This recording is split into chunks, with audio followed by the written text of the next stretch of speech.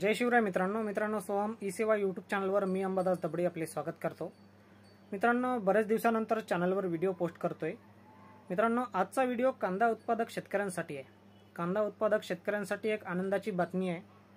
केंद्र सरकारने कांदा निर्यातीवर जी बंदी आणली होती ती उठवण्यात आलेली आहे।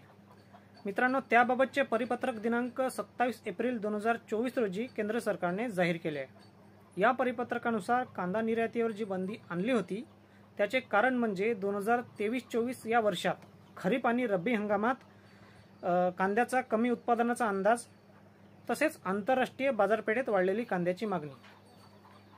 त्यामुळे देशात कांद्याचा जो साठा आहे त्यामध्ये कमतरता भासू नये या उद्देशाने कांदा निर्यातीवर केंद्र सरकारने बंदी आणली होती।